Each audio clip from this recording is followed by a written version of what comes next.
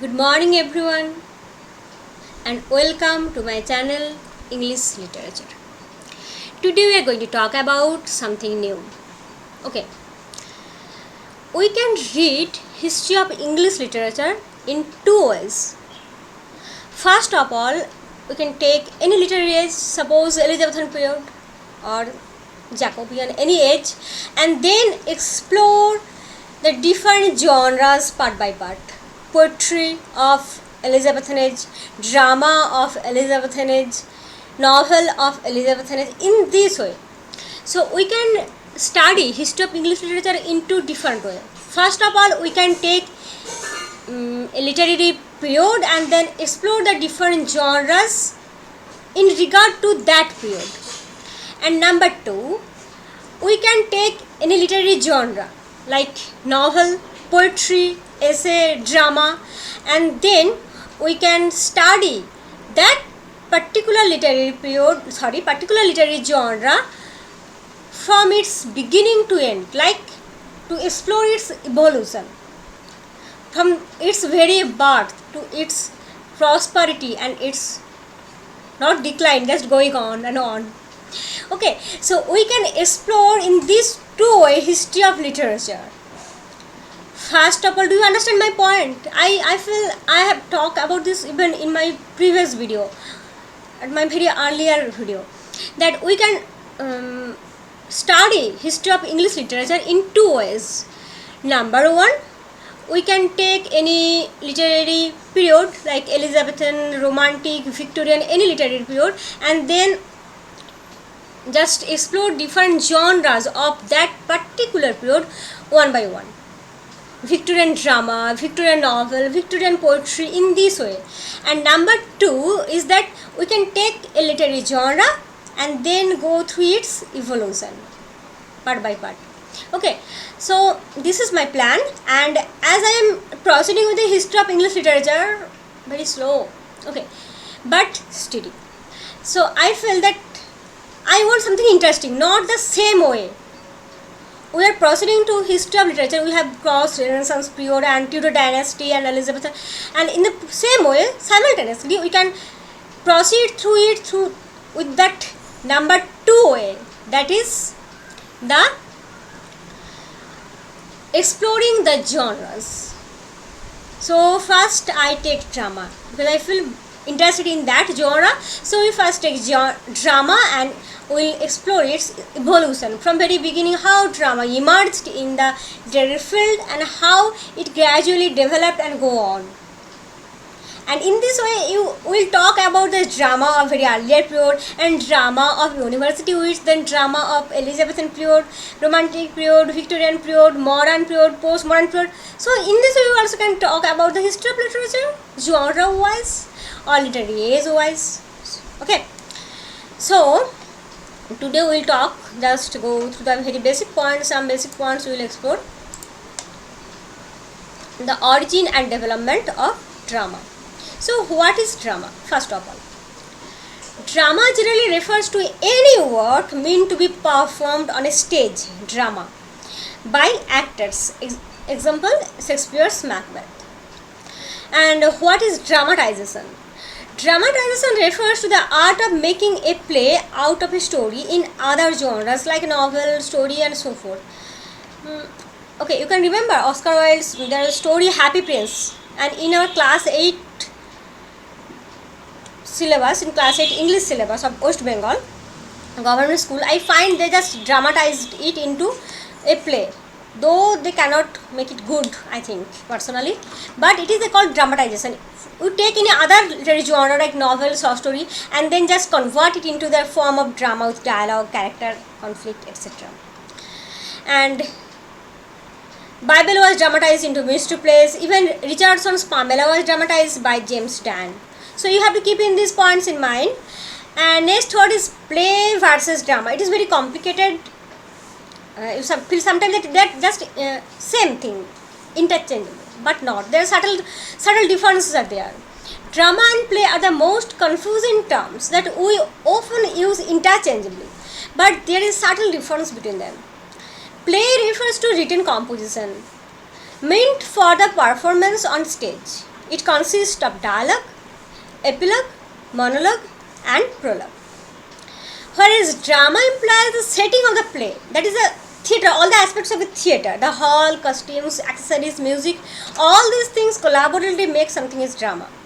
So the author of a play is called playwright, and who just make the drama is called the dramatist. You can say that the playwright and the dramatist can be the same person. Suppose you write a play with all its prologue, epilogue, dialogue, and then you just arrange. It's just suppose a producer and the director, and he can maybe the screenwriter also. So in this way. So now we'll talk about the early trace of drama. From where drama just began. The beginning of drama in England can be allocated to a particular phase of history. It is quite obscure as there are so many assumptions and confusion regarding the origin and evolution of drama. It is very obvious. You cannot go through the very origin of anything just securely. We assume something. Great Britain became an island about 8,000 years ago. The glacial period was followed by New Stone Age, then Bronze Age, Iron Age. We all have talked about in Old English literature. Do you remember the Prehistoric Britain? You can go through that videos again, so you can have a beautiful picture of Britain. Oh my God, if I try to draw a Britain, then it will be disasters. Even the British people will come and can kill me. Well, okay, this is gone. Oh my God, it is not so big here. It will be just like that, not that, but anyway, just come to point. So what happened? 55 BC, Roman Empire, Julius Caesar first invented in Britain, but not successful. Again, after 100 years, already 100 years after, 43 AD, Roman Emperor Claudius invaded in Britain and set up the Roman rule. And with Roman rule, the drama in Britain started its first trace. Why? Because when Romans came there, they make big amphitheaters. Like there will be the play going on, and there will be the chairs, the sitting place, and in the sitting place there will be too many people.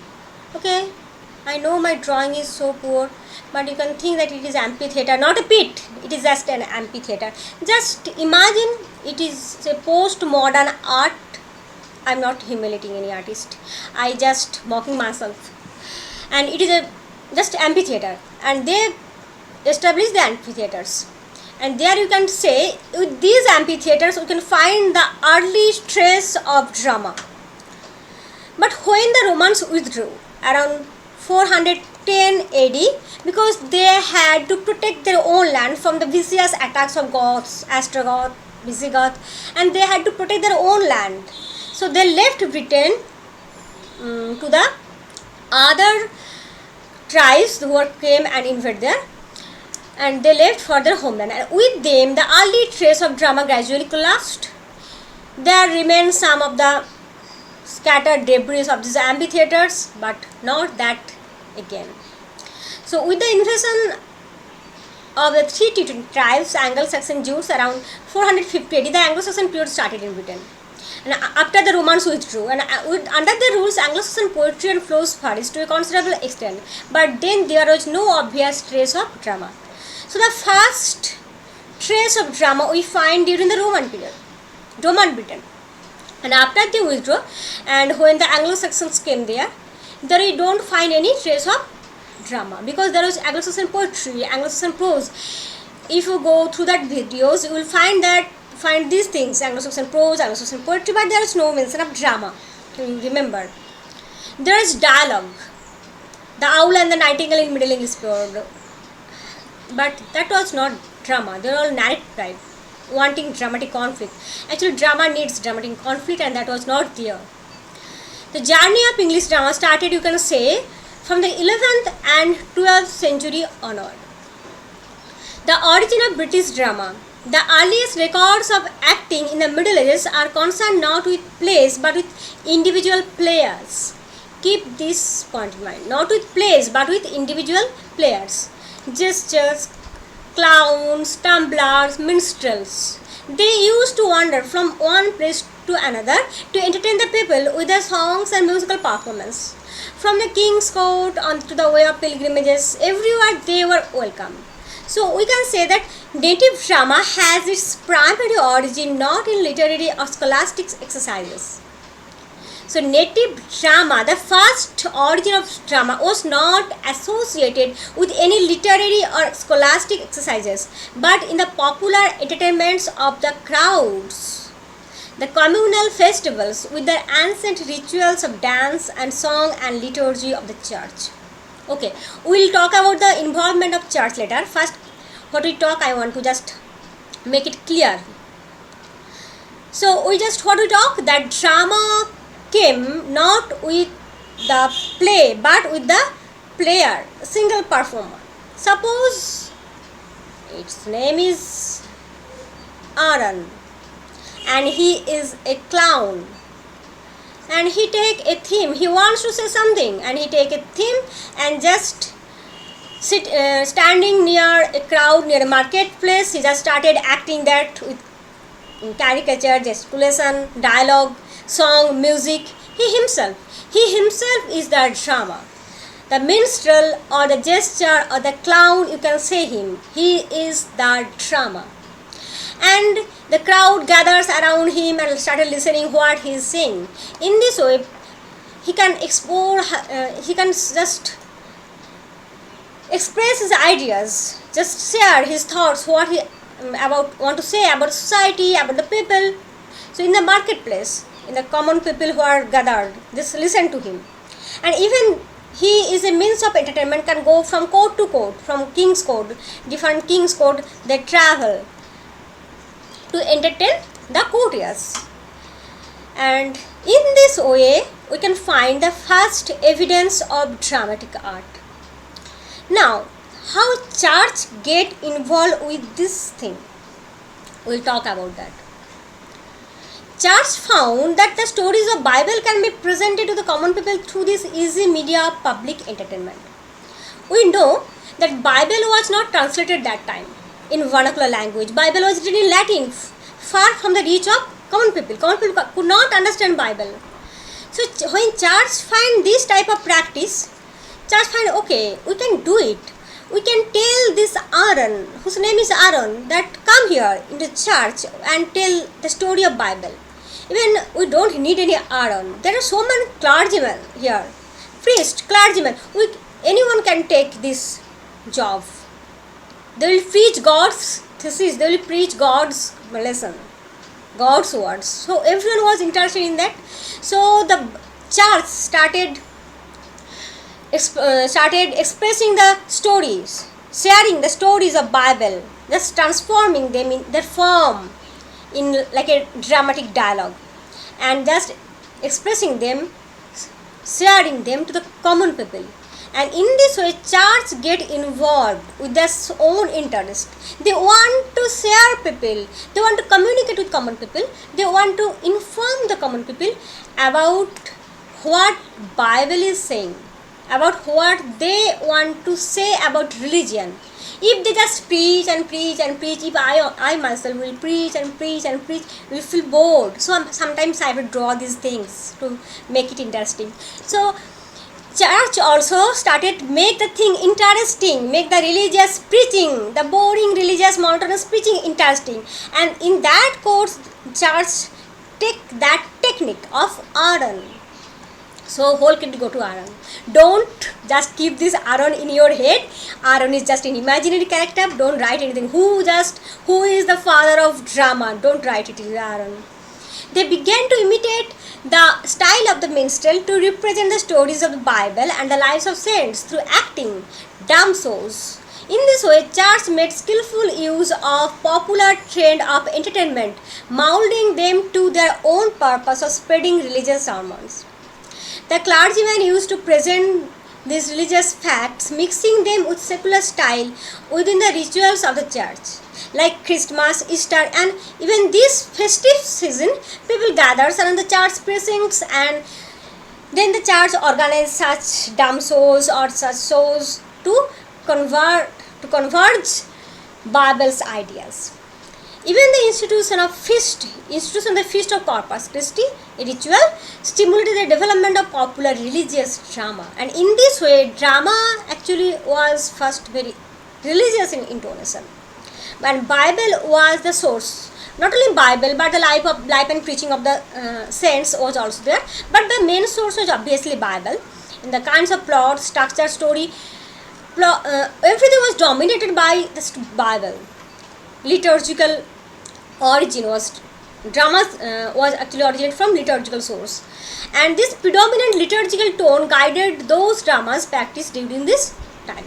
So you understand this thing, and in your next class we'll talk about the how this type of things, miracle, mystery, and out of these three type of dramas took place, that is miracle, mystery, and morality. We'll talk in details about these type of dramas, and but all their sources are liturgical, related to Bible. So just take a revision of the whole thing. Okay, the origin and development of drama. First, remember Claudius came and make amphitheaters. Romans withdraw and amphitheaters gradually scattered. Anglo-Saxon Jews came, the Anglo-Saxon period, there is no drama, only poetry and prose. Alfred Woolston, Alfric, Kinulf, Kedmon, we know these names. And gradually drama became at the hand of a particular person who in the marketplace or king's court started talking and caricaturing, gesticulation, and just making something viewable, interesting. And public get interested in this new form, and church find, oh, it's very interesting. In this way we can talk about the stories of Bible. So they just imitate that style, and in this way drama became associated with the church and Bible, and its structure, its plot, its theme, all are dominated by church and liturgical sources. Okay, so in this way we can talk about the evolution of drama, and with this we are going towards the history of English literature. How? We have already crossed Roman Britain in drama, we have already crossed Anglo-Saxon period with no drama, and then we have entering into the Middle English period and morality, mystery, miracle place, and then we'll go to the university and then to Elizabethan period, and in this way genre wise we will explore history of English literature. Do you understand my plan? If you don't understand, then just inform me. Otherwise, I will think that whatever I am talking, you all are understanding. So I don't need any improvement. Okay? Bye. Have a good day.